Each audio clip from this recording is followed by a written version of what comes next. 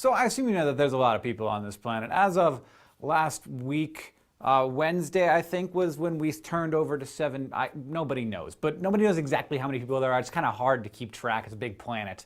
But there are about 7 billion people on the Earth right now. And they keep getting born all the time. In fact, for every 2 people who die, about 4 are born. Every second, there are about 4 babies introducing themselves to this world, and there are less than 2 people saying goodbye to it. So, easy math here, our world's population is growing by about 2.5 people per second. And as a reminder of this, during this video, I'm going to have 2.5 ping pong balls being thrown at me every single second throughout the entire rest of the video. Who's hitting me in the face every single time?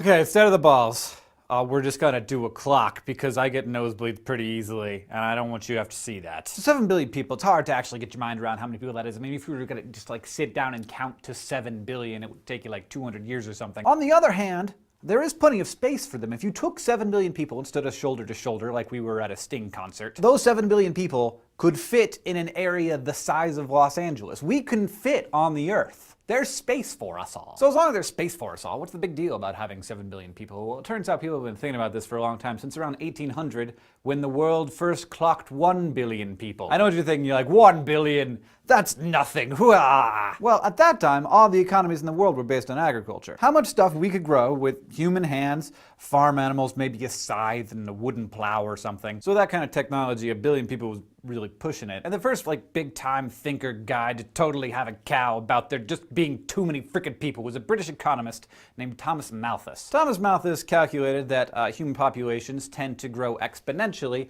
while the ability of humans to feed each other tends to grow more linearly. And so our growth as a species tends to outstrip our ability to feed everyone. And when that happens, it's pretty obvious what happens. You get the famine and the starvation, and for the people who are left over who don't die of those things, they can get taken care of by disease and war. Basically, Malthus thought that humanity's natural state was to be cruel, miserable, pathetic, and sniveling in a pile of dirty underpants. In his essay on the principle of population, Malthus observed, "The vices of mankind are active and able ministers of depopulation. They are the precursors in the great army of destruction, and often finish the dreadful work themselves. But should they fail in this war of extermination, sickly seasons, epidemics, pestilence, and plague advance in terrific array and sweep off their thousands and tens of thousands. Should their success be still incomplete, gigantic inevitable famine stalks in the rear and with one mighty blow levels the population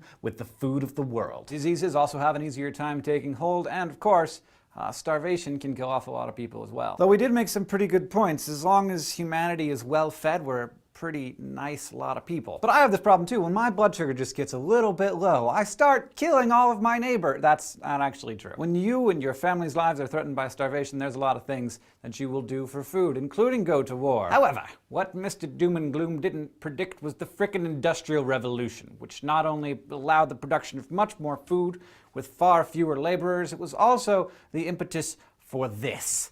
Yeah, what that there is the population of the Earth busting through Malthus's ceiling, and then his atmosphere, and then his ozone layer, and then his mesosphere, and then his... Probably be pretty impressed by this. If you're not impressed yet, just keep staring at it. I can wait. I got all day. It took humanity 50,000 years to go from 0 to 1 billion people, and then to get from 1 billion to 7 billion, about 200. So wow, Industrial Revolution, thank you for allowing us to grow more food using machines, and for the fast and efficient transportation that it takes to move all that food around to the people who needed it. And thanks for the medical advances too, which help us understand things like the importance of soap and the way that diseases worked, and as a result, humans now live about 4 decades longer than the average guy in the 18th century. Yeah, Industrial Revolution. So Malthus might have been right about how frickin' stupid it was to be a human if the Industrial Revolution had not happened. So now, the world's population is growing at about 1.1% per year, which is a tiny bit better than the 1.3% per year that got us here. If this current rate continues, by 2050 we should have about 9.3 billion people on the planet. So the question is, at what point are these numbers going to outstrip our ability to feed all of the people on the planet? It turns out actually that the question isn't how many people can the Earth accommodate, it's more like how many rich people can the Earth accommodate. Because people in general, they tend to demand stuff for their survival, like oxygen, water, and food. But rich people, we have different expectations. We, for example, in America have a lot of agricultural crops, and we have to use a lot of fresh water to water those agricultural crops. Do you want to take a guess at the #1 irrigated crop in the United States of America? Unless you've heard this statistic before, you were wrong. It's grass. It takes more water to create lawns than it does to create all of the corn in America. We're using it like crazy. Though it is a pretty scarce resource, we can use less than 1% of the water on our planet. Most of it is salt water that we cannot use to drink or irrigate crops, and 70% of our fresh water is frozen in glaciers. So clean fresh water, non-negotiable and scarce. So what's next? Food. The world's combined food output could feed around 11 billion people, and yet there are 1 billion people who need food. So yeah, that's one of the most pathetic and infuriating things about our planet. So if there's enough food for 11 billion people, and there's 7 billion people, and 1 billion of them are hungry, who is eating all of our food? Food is eating all that food. A huge amount of the food that we grow in America gets in turn eaten by livestock. It's so hard to say the truth, which is that, but rich people can do what they want. Now when I say rich, it's important to note that I'm not talking about like the 99% versus the 1% rich. I'm talking about if you have running water, electricity that comes into your home, a computer that you can watch YouTube videos on, and regularly can afford to eat meat, you're a rich person on the earth.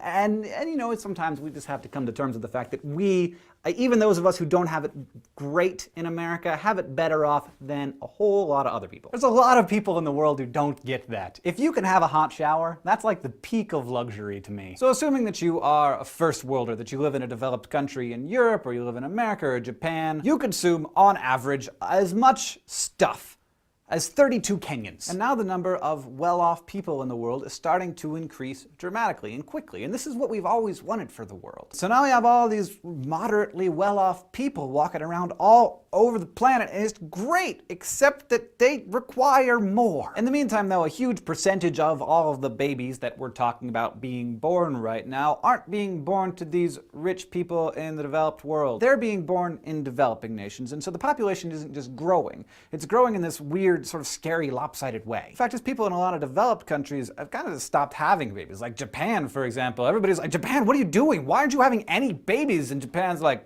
I don't know, I don't feel like it. So on average, Japanese are having about 1 baby per household. They're not even replacing themselves, compared to 2 or 3 babies in America, or like 5 or 6 in most of sub-Saharan Africa. So developing nations are having a baby boom, and that's what happens when you get, vaccines and antibiotics and safe water and better sanitation. You get fewer babies dying, and we are all completely and totally in favor of fewer babies dying, I hope. But it also means that there are going to be a lot of new sub-Saharan Africans in the next 50 years or so, and that is where a lot of the 1 billion currently hungry people are already living. So while those of us in the developed world are not having any babies at all, and yet consuming enough food for like 4 truckloads of babies, the governments of developing countries are struggling with where to put all of these new people and how to feed them all. And you also get what is known as a youth bulge. A lot of developing nations are currently seeing a huge explosion in people between the ages of 15 and like 29. And all those youth are out there looking for the same jobs all at the same time, feeling generally hormonal as youth do and being pretty unhappy with their lot in life. Some social scientists conjecture that youth bulges like this have been responsible for nearly every insurrection in history,